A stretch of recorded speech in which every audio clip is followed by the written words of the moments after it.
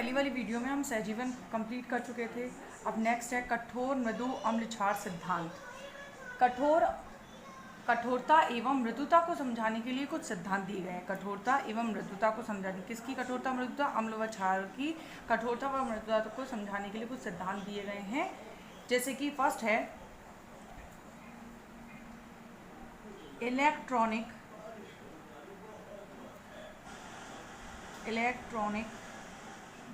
सिद्धांत।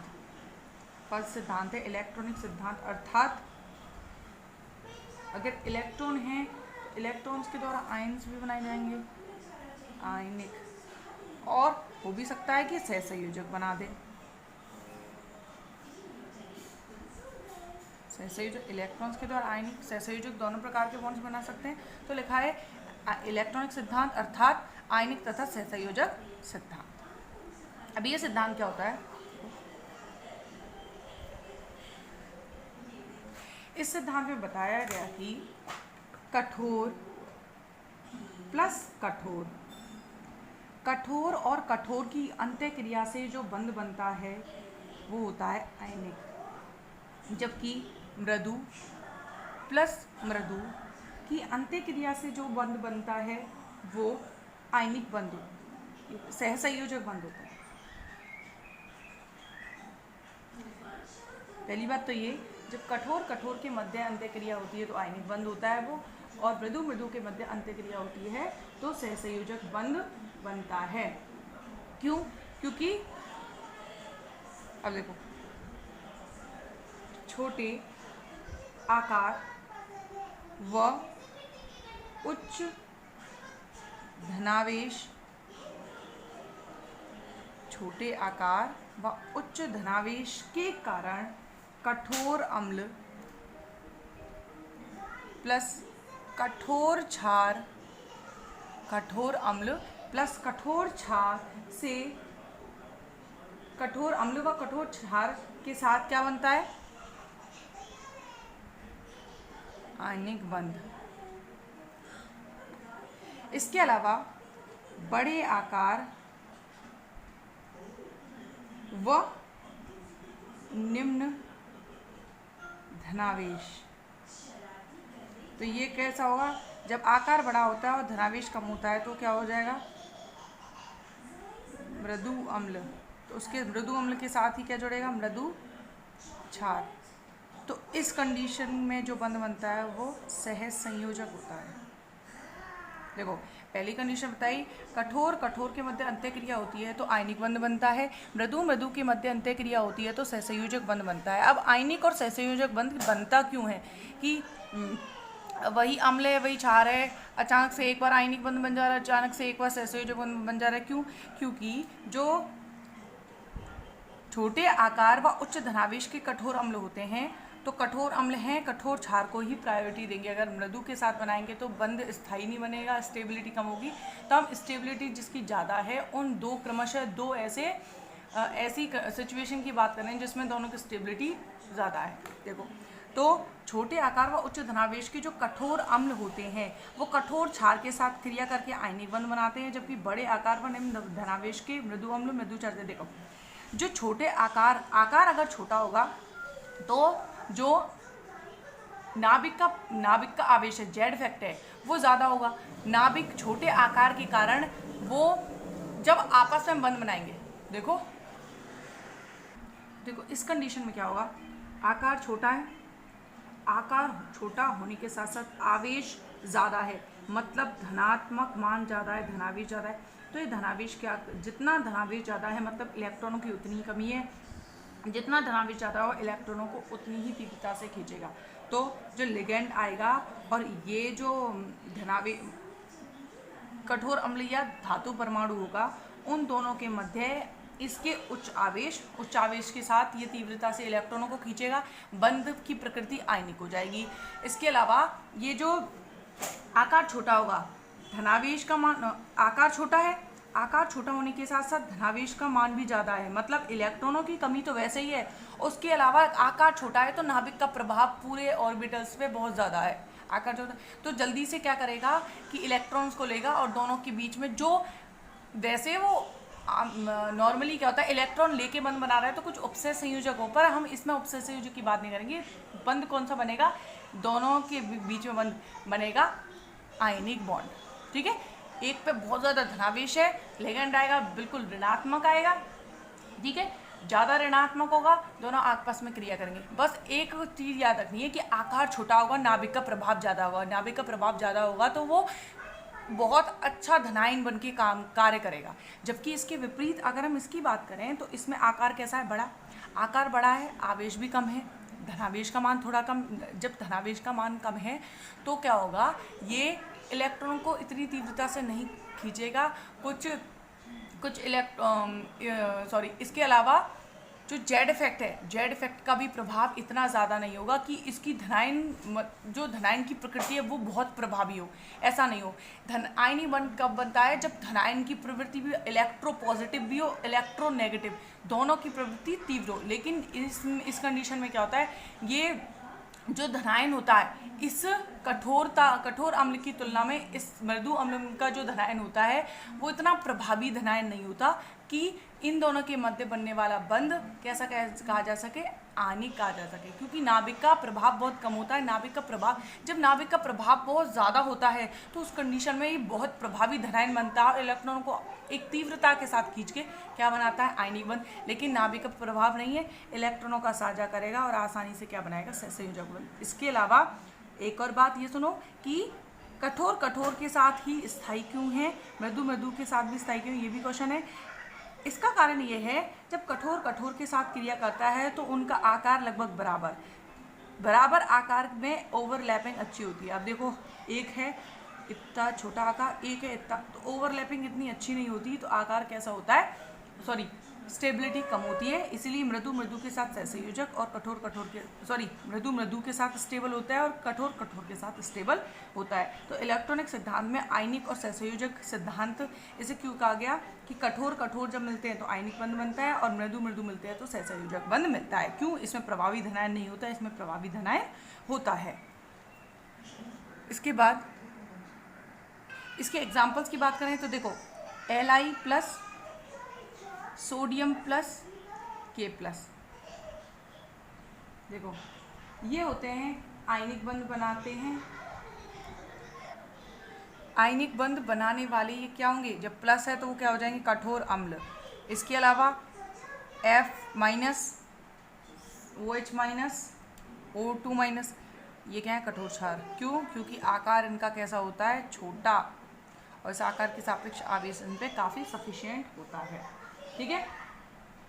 अतः जितने छोटे आयन होंगे उनके मध्य आकर्षण उतना ही ज़्यादा होगा, और उनके मध्य आकर्षण जितना ज़्यादा होगा बंध उतना प्रबल बनेगा। इसके विपरीत जो मृदु अम्ल व मृदु क्षार होते हैं, उनके बड़े आकार के कारण उनके मध्य जो क्रिया अंत्य क्रिया होती है, दोनों के मध्य जो अंत्य क्रिया होती है वो इतनी प्रभावी नहीं होती कि उसके बंध को आयनिक बंध कहा जा सके। क्योंकि आयनिक बंध एक प्रभावी बंध है जिसमें दोनों विपरीत आवेशित आयन बहुत ही मजबूती के साथ जुड़े होते हैं, ठीक है। तो इसके मध्य के बंध को क्या कह दिया, सहसंयोजक। इसके आगे एक वैज्ञानिक थे मीज़ोनो और उसके कुछ साथी थे मीज़ोनो व उनके साथियों ने एक संबंध दिया जिसकी सहायता से कठोर और मृदु में विभेद कर सकते हैं। संबंध था Pk बराबर -log K equal Ax plus By plus C। यहाँ K क्या है, K है धातु लिगेंड। K क्या होता है, एक साम्यावस्था स्थिरांक होता है। तो इसमें साम्यावस्था स्थिरांक की है किसके बीच के, धातु लिगेंड के वियोजन का साम्यावस्था स्थिरांक, ठीक है। x व y क्या है, धातु आयनों के पैरामीटर, धातु आयनों के पैरामीटर। इसके अलावा अब क्या है, A व B इसके साथ A व B लेना। A व B है लिगेंडों के पैरामीटर, और सी है लिगेंड के लिए एक स्थान,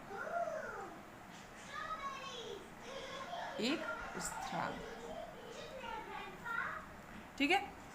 तो इस फॉर्मूले से हम क्या निकाल सकते हैं, पी के वैल्यू। तो अब हम ले रहे हैं, एक बार अम्ल है और एक बार क्षार के लिए पी के, अम्ल के लिए पी के ए से रिप्रेजेंट कर देंगे, क्षार के लिए पी के बी ले लेंगे। तो इस फॉर्मूले की बेसिस पर मिज़ोनो व उसके साथियों ने बताया कि यदि कोई अम्ल व क्षार जिनके लिए पी के ए व पी के बी की वैल्यू 2.8 या इससे कम होती है, वह कठोर अम्ल या क्षार होंगे। लेकिन मृदु अम्ल व मृदु क्षारों के लिए यह मान किससे अधिक हो जाता है, 3.2 से अधिक हो जाता है। बात समझ में? इन वैज्ञानिकों ने क्या बताया कि अम्ल व क्षार के लिए अगर पी के ए व पी के वैल्यू 2.8 या इससे कम है तो वो कठोर होंगे।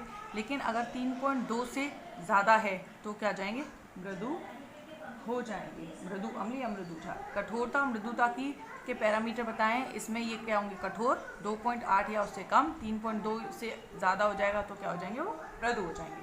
ये इस फॉर्मूले के बेस पे उन्होंने बताया। बस इसमें इतना ही है। सिद्धांत के बाद अब है पाई बंधन सिद्धांत।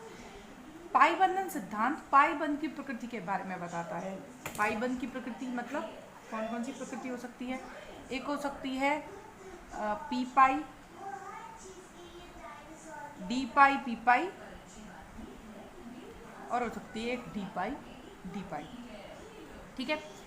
तो पाई बंध डी पाई पी पाई और डी पाई से मतलब क्या है, पहले देखो, जो केंद्रीय धातु परमाणु है लिगेंड के साथ बंध बनाए हुए रहती है। हमें सिग्मा बंध से अभी कोई मतलब नहीं है कि उसने इलेक्ट्रॉन डोनेट किए, इलेक्ट्रॉन दिए। लिगेंड सामान्य लिगेंड क्या करते हैं, इलेक्ट्रॉन डोनेट करते हैं। इलेक्ट्रॉन डोनेट करके केंद्रीय धातु परमाणु को इलेक्ट्रॉन देते हैं, तभी तो ये क्षार की तरह काम करेगी और ये अम्ल की तरह। तो इलेक्ट्रॉन देके एम के साथ इन्होंने बंध बना लिया। अब इसके साथ ही एम और एल, एम के पास भी रिक्त कक्षक होते हैं और एल के पास भी रिक्त कक्षक होते हैं। ये जो सिद्धांत होता है ये पाई बंध के आधार पर मृदु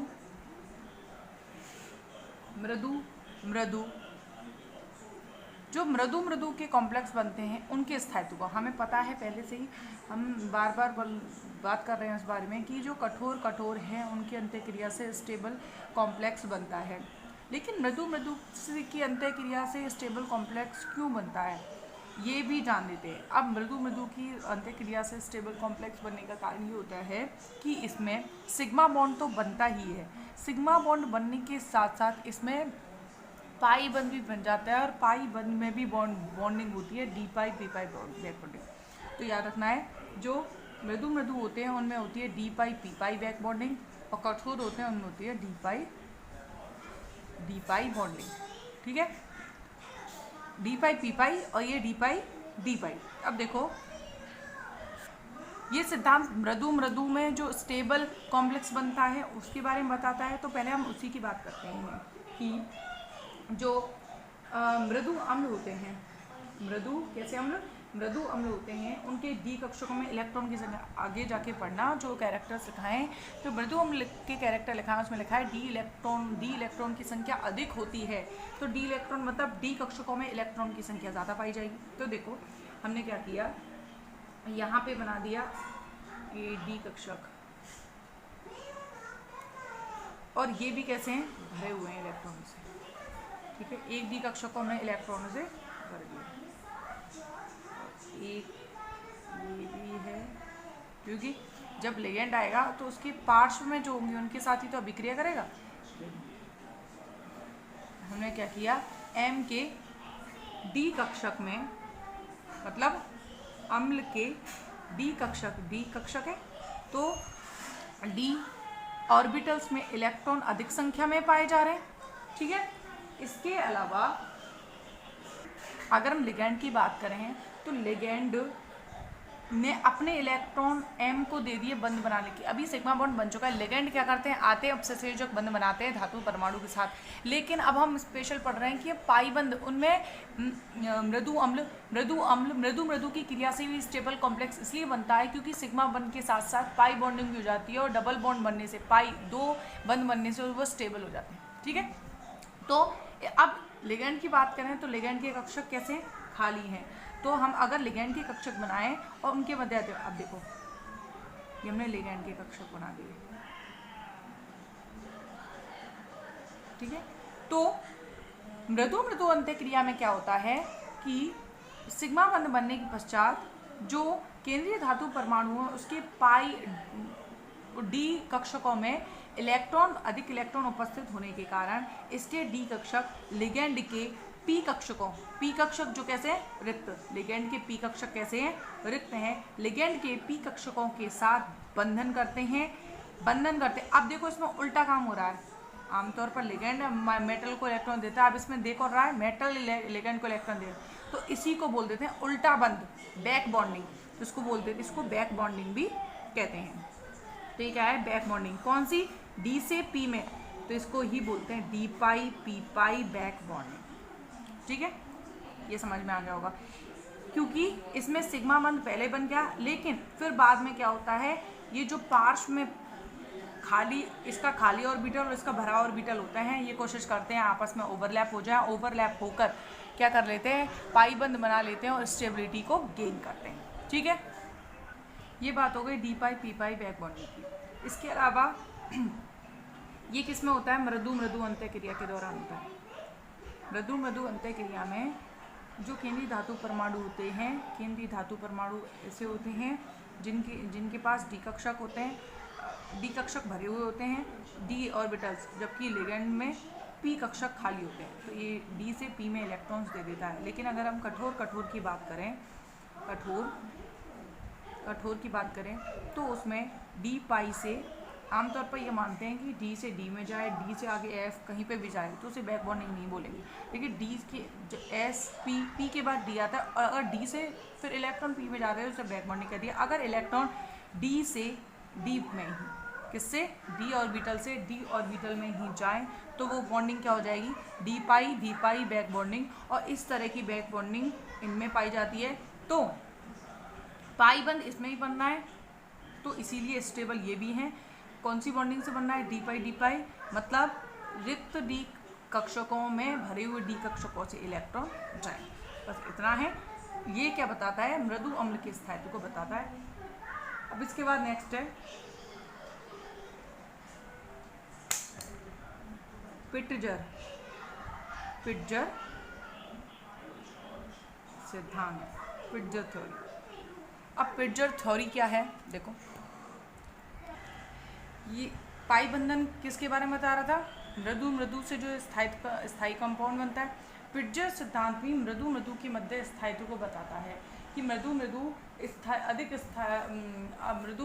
होने के बाद भी इनकी स्थायित्व ज़्यादा क्यों होती है। कठोरता के मध्य हम तुलना कर सकते हैं प्रबलता, तो उन दोनों का कठोर के मध्य तो स्थायित्व ज़्यादा होता है, लेकिन दुर्बल के मध्य अस्थायी होता है। तो मृदु के मध्य स्थायी क्यों हो जाता है, ठीक है।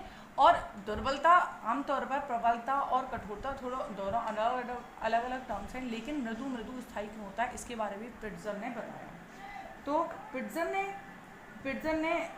नामक वैज्ञानिक ने, पिट्जर सिद्धांत है, ये सिद्धांत भी पिट्जर नामक वैज्ञानिक ने दिया था, और ये किसके बारे में बताता है, मृदु प्रजातियों के बारे में ही बताता है। इस सिद्धांत के अनुसार जो मृदु जातियों के मध्य अंत्यक्रिया होती है, इनके मध्य अंत्यक्रिया होने पर जो बंध बनता है, इनके मध्य अंत्यक्रिया होने पर जो बंध बनता है वह इन दोनों प्रजातियों की ध्रुवणता के गुणनफल पर निर्भर करता है, ठीक है। दोबारा, जो मृदु प्रजातियों की अंत्यक्रिया से बंध बनता है वह बंध मृदु की ध्रुवता के गुणनफल पर निर्भर करता है। ये किस पर डिपेंड बंध किस पर डिपेंड करता है? इस पर। अब ध्रुवता, हमने जब मृदु मतलब मृदु अम्ल और मृदु क्षार के कैरेक्टर्स पढ़े थे तो उसमें ध्रुवता के बारे में पढ़ा था। क्या पढ़ा था? तो दोनों ही मृदु की कंडीशन में ध्रुवता अधिक, ध्रुवित अधिक, ऐसा पढ़ा है। तो इन दोनों की जब ध्रुवता अधिक होती है तो उसी आधार पर यह सिद्धांत दिया गया कि जो इन दोनों के मध्य बंध बनता है वह इन दोनों की अंत्यक्रिया से जो ध्रुवता उत्पन्न होती है उसके गुणनफल पर निर्भर करता है। क्या? बंध। ठीक है। और जब इसकी उच्च ध्रुवता होती है, ये दोनों में ध्रुवता का मान ज़्यादा होता है, तो दोनों ही कैसी ध्रुवता रखते हैं? उच्च। दोनों के मध्य जो बंध बनेगा उसकी ध्रुवता कैसी होगी? उच्च ध्रुवता। ध्रुवता का मान ज़्यादा क्यों होगा? इसके लिए भी उच्च होती है, इसके लिए भी उच्च, दोनों की अंत्यक्रिया से, तो उच्च ध्रुवता। ठीक है। और इस उच्च ध्रुवता के गुणनफल पर इनके जो मध्य बंध बनता है वो निर्भर करता है। और जब इन दोनों की अंत्यक्रिया में उच्च, ये इसकी ध्रुवता भी उच्च होती है, इसके लिए भी ध्रुवता उच्च होती है, तो इनके लिए उच्च ध्रुवता आती है, अर्थात ध्रुवता का गुणनफल कैसा आता है? उच्च। जब ध्रुवता का गुणनफल उच्च आता है तो इन दोनों के मध्य जो बंध बनता है, ये जो बंध बन रहा है उसमें आकर्षण बल का मान बहुत ज़्यादा होता है।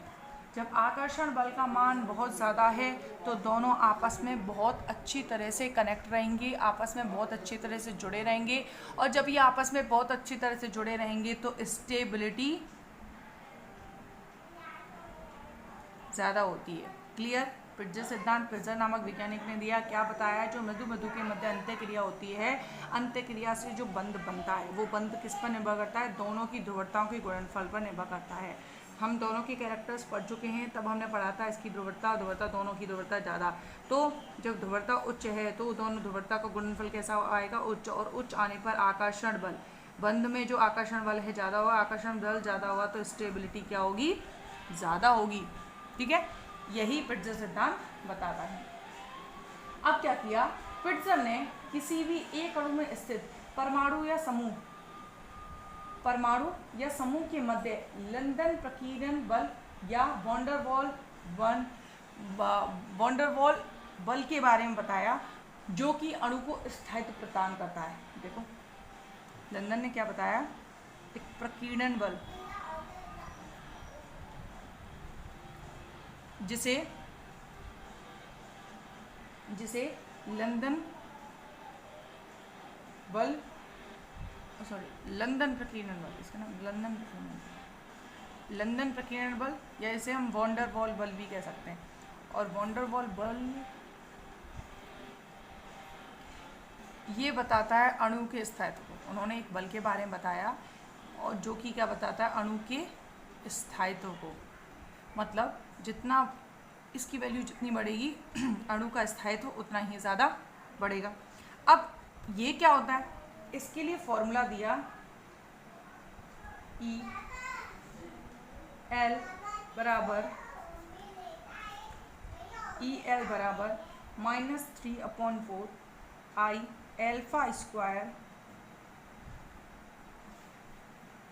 यहाँ तक रखो, अल्फा स्क्वायर अपॉन R6। उन्होंने एक फॉर्मूला दिया।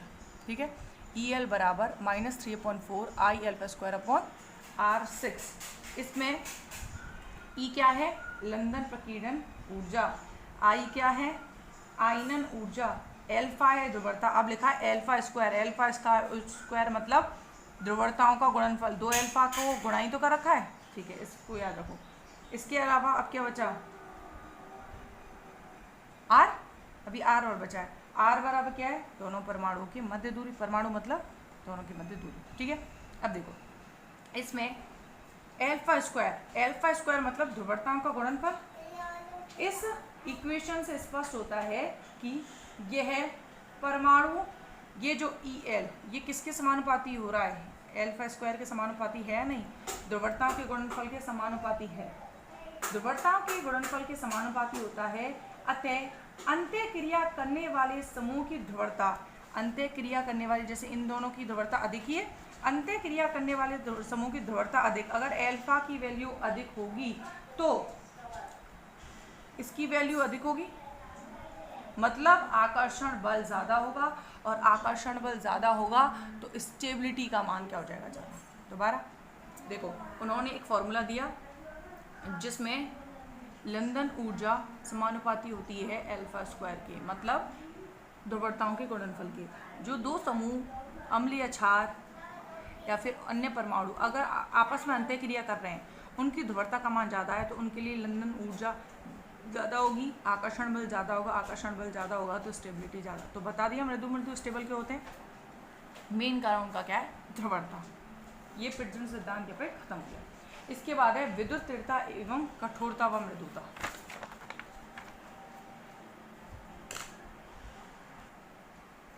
विद्युत दृढ़ता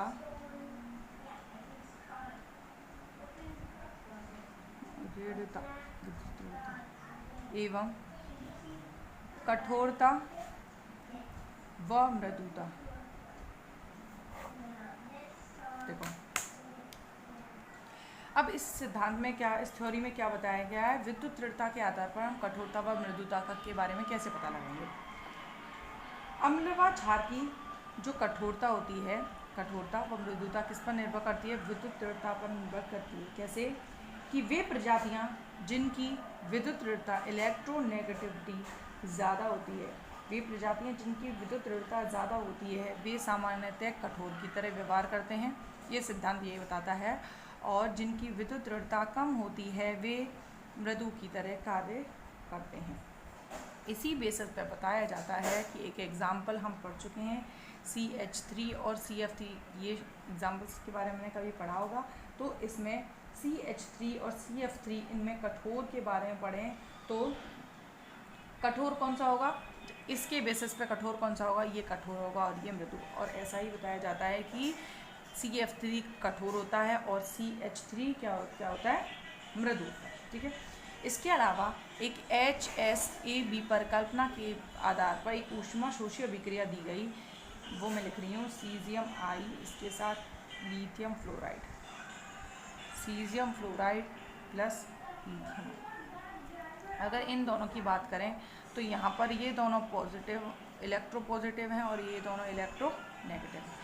अगर हम इनकी बात करें सबसे पहले इलेक्ट्रो पॉजिटिव, इन दोनों की बात करें तो इन दोनों में मतलब इलेक्ट्रो, इसका मतलब है ये इसमें अम्ल हैं और ये क्षार है, ये अम्ल हैं ये क्षार हैं। तो हम पहले अम्लों की बात करते हैं। अब इसमें देखो ये कैसा अम्ल है और ये कैसा अम्ल है, बताओ। सीजियम और लिथियम, लिथियम के बाद जो सीजियम होता है वर्ग में ऊपर से नीचे आने पर यहाँ सीजियम आता है, और वर्ग में ऊपर से नीचे जाने पर विद्युत दृढ़ता का मान घटता है।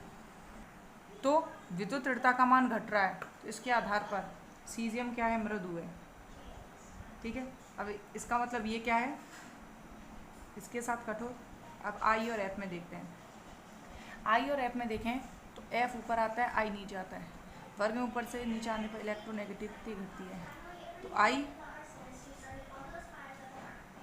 मृदु हो गया और ये कठोर हो गया। अब ये बताओ, मृदु मृदु के साथ ही जुड़ा हुआ है, कठोर कठोर के साथ ही जुड़ा हुआ है, तो इसकी स्टेबिलिटी तो ज़्यादा है।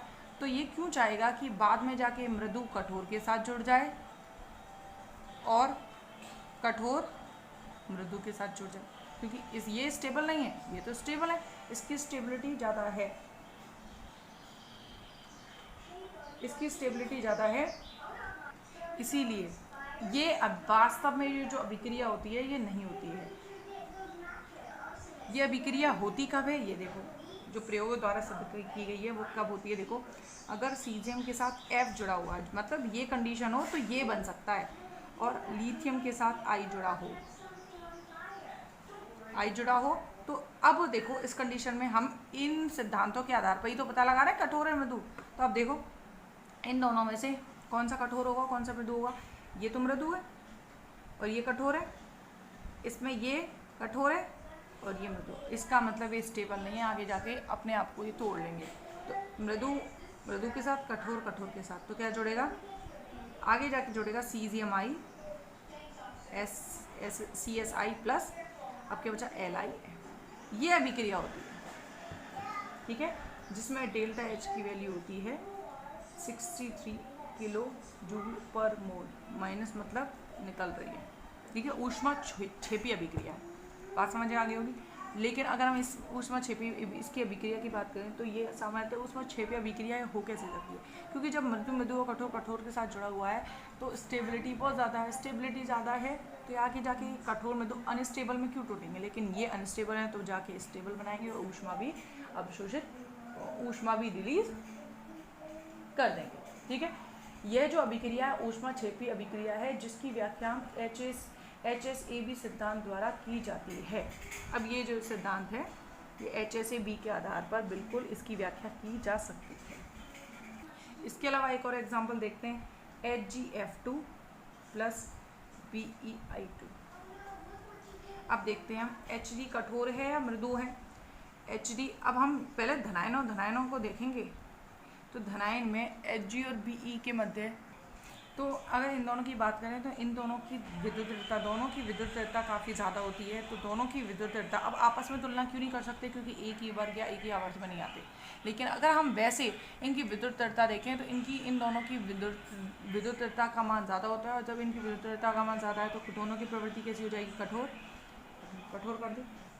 अब देखो अगर F, लेकिन हम इन दोनों को आपस में डिफ्रेंशिएट कर सकते हैं। देखो अब देखो फ्लोरीन आयोडीन में किसकी विद्युत ज़्यादा है, इसकी या फिर इसकी, फ्लोरीन, ये कैसा हो जाएगा, कठोर, सॉरी Hg की विद्युत कम होती है, सॉरी। तो देखो इन दोनों को डिफ्रेंशिएट कर सकते हैं, दोनों की भाई विद्युत ऋणता का अंतर तो देख सकते हैं, अगर एक ही वर्ग आवर्त में नहीं आ रहे, लेकिन विद्युत ऋणता जितनी होगी उसके आधार पर तो देख सकते हैं। तो इसकी विद्युत ऋणता कैसी होती है, कम होती है, तो ये मृदु ही होता है, और ये होता है कठोर, ये होता है कठोर और ये होता है मृदु। अब देखो क्या ये स्टेबल है, नहीं है, तो क्या होगा, मृदु के साथ, कठोर के साथ, तो क्या बनेगा, BeF2 प्लस Hg। बस इसमें यही बताया, मृदु के साथ और कठोर के साथ जोड़ना है। अब कठोर कैसे होते हैं वो इलेक्ट्रोनेगेटिविटी के आधार पर हम पता लगाते हैं। बस ये हो गया विद्युत ऋणता एवं कठोरता व मृदुता, खत्म। अब है HSAB के अनुप्रयोग, हार्ड सॉफ्ट एसिड बेस के अनुप्रयोग।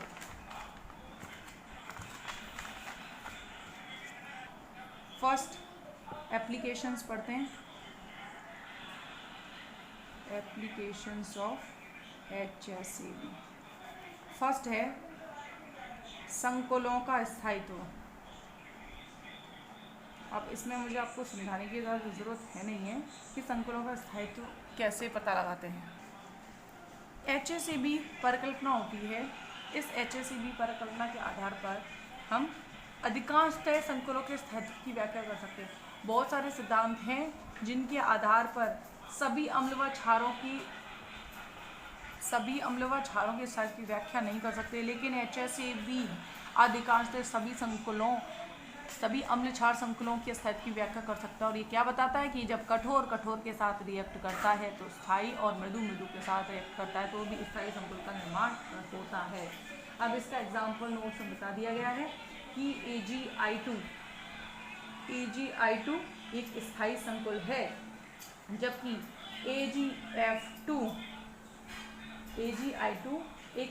AgI2 माइनस एक स्थायी संकुल है, जबकि AgF2 माइनस नहीं है। कारण लिखा दिया है, इसके एग्जाम्पल दिए। इसके बाद है दूसरा सहजीविता, दूसरी एप्लीकेशन है सहजीविता। ये जो सहजीविता हमने पढ़ी है, सहजीवन, तो इसकी व्याख्या भी HSAB सिद्धांत के आधार पर आसानी से की जाती है। सहजीविता के अनुसार अगर मृदु लिगेंड है तो मृदु लिगेंड उस केंद्र से जुड़ेगा, मतलब उसी धातु परमाणु से जुड़ेगा जो अन्य मृदु लिगेंडों से जुड़े होते हैं, तथा कठोर लिगेंड उस केंद्र से जुड़ने की प्रवृत्ति रखेगा जो स्वयं अन्य कठोर लिगेंडों से जुड़ा हो। इसे भी HSAB बता सकती है। HSAB के आधार पर ही तो ये बताई गई है कि HSAB कहता है कठोर मतलब सेम के साथ रहना चाहता है। इसी आधार पर सहजीविता को एक्सप्लेन किया जा सकता है। जैसे जैसे एग्जाम्पल भी दे दिया है, चलो इसका एग्जाम्पल देख लेते हैं। COCN5F, अब COCN5I, अब बताओ इनमें से कौन सा स्टेबल होगा। देखो अभी हमें केंद्रीय धातु परमाणु के आधार पर तो देखना नहीं है, सहजीवता में क्या देखते हैं, वो लिगेंड, उस मृदु लिगेंड वहाँ जुड़ेगा जहाँ और मृदु लिगेंड हो, कठोर लिगेंड वहाँ जुड़ेगा जहाँ और कठोर लिगेंड हो। तो देखो हम लिगेंड को ही देखते हैं, ये जो CN- होता है ना, मृदु होता है, और ये भी कैसा है, मृदु होता है, ठीक है। अब बताओ जो F है, अब इन दोनों में से कौन स्टेबल होगा। अगर हम F और I में विद्युत दृढ़ता के आधार पर देखें, विद्युत दृढ़ता के आधार पर F क्या होगा, कठोर, I क्या हो जाएगा, मृदु। अब बताओ कठोर कठोर के साथ जाना चाहेगा, मृदु कठोर के साथ, कठोर मृदु के साथ जाना चाहेगा, नहीं जाना चाहेगा, लेकिन मृदु मृदु के साथ जाना चाहेगा। तो स्टेबल कौन सा होगा, ये। तो वही तो HSE भी बताती है, HSE भी क्या बताती है, मृदु मृदु और कठोर कठोर के साथ अभिक्रिया करता है। तो यही हो गई सजीवता, एक इसका एप्लीकेशन। इसके बाद है थर्ड, अभिक्रिया होने की संभावना, अभिक्रिया होने की संभावना। अब अभिक्रिया होने की संभावना कैसे पता लगती है, हमें दिए हुए हैं कुछ कॉम्प्लेक्स, एक दिया है कठोर मृदु का कॉम्प्लेक्स और मृदु कठोर का कॉम्प्लेक्स, ठीक है, ठीक है। मैं एग्जाम्पल कुछ नहीं लिख रही, सिर्फ मैं लिख रही हूँ एक कठोर है। अब कठोर और मृदु का कॉम्प्लेक्स कुछ भी हो सकता है, जैसे LIF, LII ले लिया, ठीक है। मृदु कठोर का एग्जाम्पल हो सकता है CSF, ठीक है। चलो एग्जाम्पल लेके चलते हैं। अब देखो इसके अलावा हमने कठोर मृदु मृदु कठोर का ले लिया। अब बताओ अगर इस अभिक्रिया के होने की संभावना की बात करें तो क्या ये विक्रिया आगे कंप्लीट होगी, ये विक्रिया आगे कंप्लीट होगी, ये किसके आधार पर पता लग सकता है, HSEB परिकल्पना के आधार पर। अगर कठोर कठोर के साथ जुड़ा होता तो स्टेबल होता, वो आगे रिएक्शन करने की संभावना बहुत कम होती, ज़बरदस्ती अभिक्रिया करवानी पड़ती। लेकिन जब दिख रहा है कठोर मृदु मृदु कठोर के साथ जुड़ा है, ये अनस्टेबल कंडीशन है, अनस्टेबल कॉम्प्लेक्स है, तो ये टूटेगा, तो कठोर कठोर मृदु मृदु के साथ जुड़ के जोड़। लेकिन अगर हम माने यहाँ कठोर कठोर जुड़ा है और मृदु मृदु जुड़ा है तो क्या होगा, अभिक्रिया नहीं होगी। तो हम बता सकते हैं HSEB के आधार पर कि अभिक्रिया आगे संपन्न हो रही है या फिर नहीं हो रही है। बात क्लियर हो गई होगी। यहाँ पर ये यूनिट कंप्लीट हो जाती है, ये यूनिट बहुत छोटी है और यहाँ पर कंप्लीट होती है यूनिट